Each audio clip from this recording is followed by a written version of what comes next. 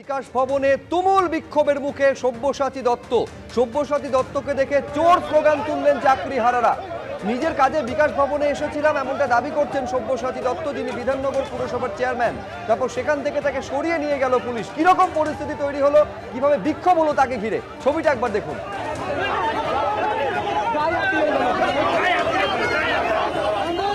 এইখানে যে ছবি আপনারা দেখছেন, একেবারে সব্যসাচী দত্তর যারা অনুগামী তারা হেলমেট তুলে এই চাকরিহারা শিক্ষক যারা আন্দোলন করছিলেন তাদেরকে মারধর পর্যন্ত করেন, এমনকি লাথি পর্যন্ত মারা হয়েছে বলে চাকরিহারা শিক্ষকেরা অভিযোগ করছেন। এই যে ছবি আপনারা দেখতে পাচ্ছেন, যখন সব্যসাচী দত্ত তিনি যখন বিকাশ ভবনে যান তাকে ঘিরে বিক্ষোভ দেখানো হয় এবং এই চাকরিহারা শিক্ষকেরা গাড়ির সামনে শুয়ে পড়েন। তারপরই একেবারে যারা সব্যসাচী দত্তর অনুগামী তারা রীতিমতন পাল্টা মারধর করতে শুরু করেন। টেনে হিচড়ে সেখান থেকে তুলে ফেলা হয়, এমনকি হেলমেট তুলে পর্যন্ত মারধর করা হয় এই চাকরিহারা শিক্ষকদের। সবটা ঘটেছে পুলিশের সামনে।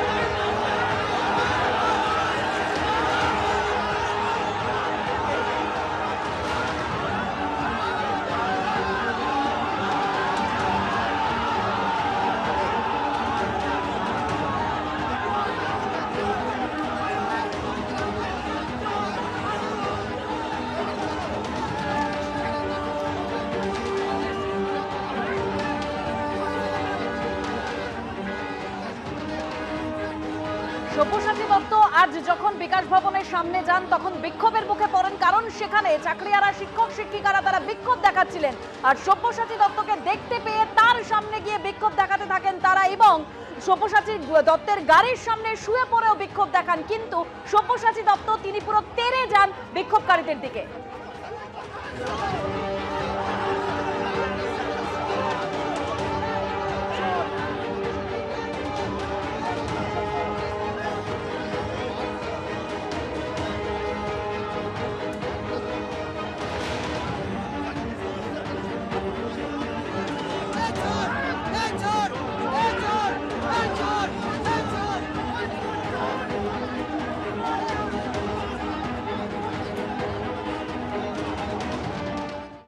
আমার এটা ওয়ার্ড, আমি ওয়ার্ড দিয়ে ঢুকে যাচ্ছিলাম, পুলিশ বললো এখানে একটা বিক্ষোভ চলছে আপনি যাবেন না।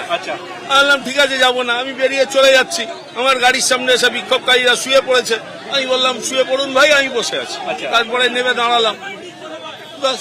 এখানে একটা বিশৃঙ্খলা সৃষ্টি হয়েছে এমনটা শোনা যাচ্ছে। ভাই আমার গাড়ি আমার ওয়ার্ডে আটকালে তাকে আদর করবে না? আর তাদের চাকরি হারিয়েছে, আমরা তাদের সঙ্গে সহমর্মিতা। তার জন্য এটা নয় যে তারা অন্য সব মানুষকে 10.5 কোটি মানুষকে ডিস্টার্ব করে দেবে। খুব যেমনি চার পায়া তার তেমনি মুগুর, এখন একটাও লোক নেই। দেখুন ডাকুন, রক্ত বেরোচ্ছে আপনাদের লোকজনদের আঘাতে। ভালো হয়েছে, চলুন, বেশ হয়েছে, খুব ভালো হয়েছে। আপনার বেরোয়নি তো, তাহলে যাবেন, ভালো হয়েছে, এটা করতে পারেন না, বেশ করেছে। পেশেন্ট আটকে গেছিল, কি করবে? খুব লজ্জাজনকভাবে আমরা দেখলাম যে রাজ্যের একজন নির্বাচিত প্রতিনিধি, জনপ্রতিনিধি মাননীয় সব্যসাচী মহাশয়, তিনি আমাদের গুন্ডা বাহিনীর সহযোগে আমাদের শিক্ষক শিক্ষিকাদের হেলমেট দিয়ে মারলেন। আমরা দেখলাম যে রাস্তায় ফেলে আমাদের শিক্ষকদেরকে লাথি মারলেন আমাদের এতগুলো শিক্ষক, এবং বলেও গেলেন যে আমরা যদি মনে করি এইখানে একদিনও রাখতে পারবেন না।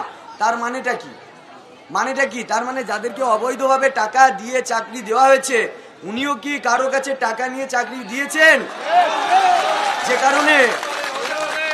যে কারণে উনি প্রোটেকশন দিতে এসছেন, এখানে তাড়ানোর জন্য এসছেন। তাই আমরা তার শাস্তির দাবি করছি। কেন তিনি এরকম একটা জায়গায় এসে আমাদের শিক্ষক শিক্ষিকাদেরকে এরকম মারধর করলেন? শাস্তি চাই তাদের, এবং আমাদের নিরাপত্তাও বিঘ্নিত হচ্ছে এখানে। আজকে এই যে একজন বলছেন পলিটিক্যাল লিডার, তিনি সাথে কিছু সিকিউরিটি নিয়ে এসেছিলেন। সিকিউরিটিদের সেরকম মনে হলো না যে তারা কোনো এসআইবি বা অন্য কোনো জায়গার ট্রেন সিকিউরিটি। তার নিজস্ব কিছু থাকে না আমাদের আশেপাশে, সেরকম কিছু বাহিনী তারা নিয়ে এসেছিলেন। এবং আমাদের টিচারদেরকেও মারা হয়েছে, হেলমেট দিয়ে মারা হয়েছে। এটা কি ধরনের অবিচার, অন্যায়, এবং তার বিরুদ্ধে কি প্রশাসন কি ব্যবস্থা নিচ্ছে এটা আমরা দেখব। তারা এখানে কি জন্য এসেছিলেন আমরা জানি না, এসে কেন আঘাত হানলেন, কিন্তু আমরা এর বিচার চাই। আমরা দেখতে চাই প্রশাসন কি ব্যবস্থা নিচ্ছে।